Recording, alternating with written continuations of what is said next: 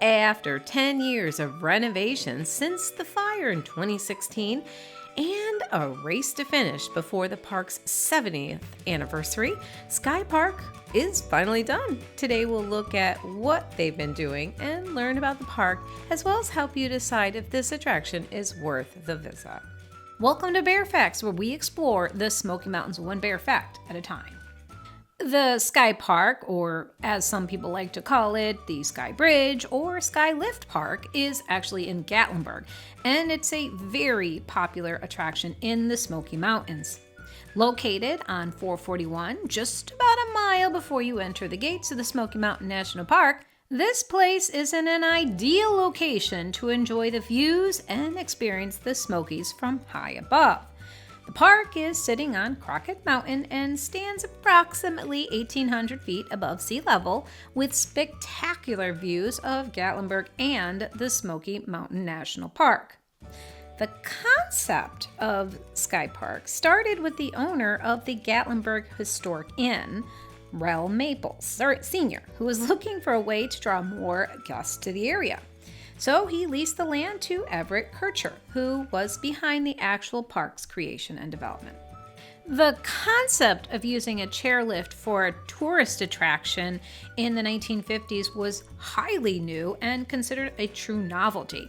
Up until then, there were very few chairlifts at all in the US, so bringing one to the Smoky Mountains was an innovative idea, and it worked. The attraction opened in 1954 and is considered one of the oldest running attractions in the Smoky Mountains, preceding even the iconic Space Needle, which opened in 1970. But what makes this park so unique isn't just their long-standing presence in the community, or the fact that they survived one of the most devastating fires in Gatlinburg history in 2016, where the park was completely destroyed. No, what makes this park unique is their resilience. Not only did they rebuild after the fire, but they're still also able to stand on their own in the fiercely competitive field that has been developing around them. All around Gatlinburg are many attractions that are competing for the tourist dime, including one of SkyPark's biggest competitors, Anakeesta, which opened in 2017. And yet, this park has forged forward and kept that competitive edge, drawing in crowds of visitors daily and keeping their competitors on their toes. In the last 10 years since the fire, SkyPark has been under renovation, starting with fixing and reinstalling the chairlifts with 92 new chairs to replace the ones destroyed in the fire. Thankfully, these ones are bigger than the original ones, which looked kind of smallish, if you ask me. But they started another major project, installing the Sky Bridge. The Gatlinburg Sky Bridge opened in May 17th of 2019. It is considered the longest pedestrian suspension bridge in North America and considered a true marvel of engineering. It spans 680 feet across the valley, with its highest point at approximately 140 feet above the ground. And for those brave enough to walk the swaying wooden planks, you'll get a spectacular view of Gatlinburg and the Smoky Mountains. From the bridge, you can see for miles around.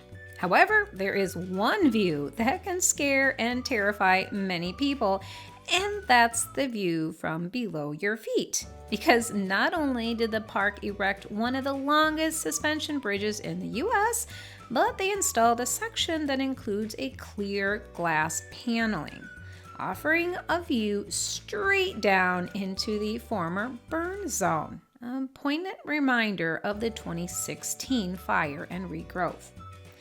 As part of the renovation and growth of the attraction, the park also began to develop and grow the surrounding hillside, taking advantage of the natural beauty of the area. The Sky Trail is part of that expansion, and it starts with a trail that actually goes under and around the bridge. It winds through a ridge line and then goes back to the main entrance of the park where you can get on the chairlift. This trail is about 3/4 of a mile long, and like I said, it follows a ridge line that sweeps back to the entrance of the park.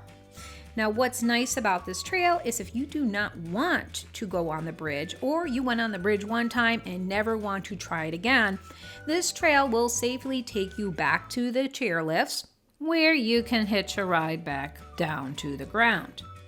Now, where the bridge and the trail meet, they have developed a new area, a beautiful area for people to sit and enjoy the views.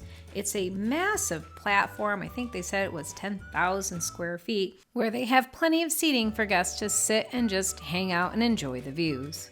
If you aren't familiar with SkyPark, they actually have a lot of events that they do annually. So July 4th, Valentine's Day, New Year's Eve, they do a lot of things. So these areas actually get filled up when these big events are happening. And from here, you can actually get food now. They used to just have this tiny little booth where you can get souvenirs, and though that booth is still there is now a very nice, good-sized little cafe, I guess, or restaurant. It really isn't a restaurant because you can't sit inside. It's called the Smoky Mountain Smash, and here you can enjoy a variety of different burgers and some chicken selections, as well as drinks in case you are getting thirsty. And then you can head on over to the Sky Trail. You'll notice a 70-foot steel outlook tower as you're coming around the trail. This attraction is called the Tulip Tower. It's been here for a couple years, but it's still part of the renovation process. The tower was named after the sole tree that survived the fire in 2016, a tulip tree. I don't think the actual tree is there anymore, but it is a symbol of the resilience from the fire. The Tulip Tower is tucked into a ravine behind the Sky Bridge, accessible via 2 rope bridges from the Sky Trail. There is an external staircase that winds its way around to the top of the Tulip Tower. At each platform, there are educational plaques that educate visitors about the local ecology and native flora or fauna. Another expansion that was recently finished since the fire in 2016 was the main gift shop and restaurant. The building is called the Sky Center, and it's the first place you'll see when you get off the chairlifts. This is a 2-story structure. On the first floor is a souvenir shop and a small food court called, which I'm sure you guessed already, Sky Cafe.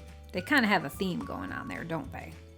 Which offers drinks and quick eats such as pretzels and hot dogs. The second floor has a full-size bar and seating area, and the restrooms are also available in this building. From the second floor, you will be directed to an outdoor landing overlooking the fountains below. This is where you actually get onto the Sky Bridge. Oddly enough, the most recently completed part of this project was something most people probably would have thought it would have been done first, and that's the ticket area. To get to the top of the park, all guests are required to use a chairlift. At this time anyway. They don't have a shuttle service or public roads or parking area for guests, and from what I understand, it's not happening anytime soon, if ever. The only way on and off the mountain is the chairlifts. Rain, sun, or shine, the chairlifts are it. Even in the event of a lightning storm, the park will either evacuate the guests before the storm hits the area or have them wait it out. The main ticket center is in Gatlinburg on the 441 Parkway, and the park did a beautiful job on remodeling the ticket booth. Though a contemporary looking building, it still has those naturalistic features that blend in with the surrounding mountains. Park guests can purchase tickets before online, or you can buy them at the external ticket booths on site. To get to the chairs, you will be directed to the right side of the ticketing area and go through the building. Of course, what attraction would it be if it wouldn't allow you to get a photo before heading up to the top of the mountain? You will leave through a turnstile door, and then you'll get on the chairs. When you're coming back off the mountain, you'll go through the other side of the ticketing center and see a small souvenir shop on the way out the door. One of the very last changes that we have noticed at the park are the hiking trails. For visitors who want to do a little hiking, there are now these trails that wind around the complex. There's about 1.5 miles of these footpaths. They are not handicap accessible and they're not paved. So if you do decide to go out on those trails, maybe bring more appropriate shoes. Either way, these trails have been added. They aren't open all the time though, so even when we were there, they were closed. I'm not sure if it was weather, a snake on the path, whatever it is. They are not exactly reliable for being open all the time. SkyPark has added a lot to their attraction in the last 10 years, but their prices have also increased with all of these attractions and additions. And that's the cost to being relevant and keeping up with competitors. They have to keep building, and that means their prices are going to keep going up. But have they gotten to be too expensive, and are they worth the cost? Well, let's talk about that now. The thing is that SkyPark is really more set up for guests who are looking for a low-key experience. It's perfect for couples or singles or families with older children. In fact, you can even bring your fur baby, as animals are actually allowed on the chairlifts. Yeah, we've seen it before. But if you have younger children, SkyPark doesn't have the same kinds of kid-friendly activities that their biggest competitor, Anakeesta, offers. Nor do they have shuttle services for people who don't enjoy thrilling experiences of watching the ground below as your feet are dangling off a small wooden bench 40 to 60 feet above the ground.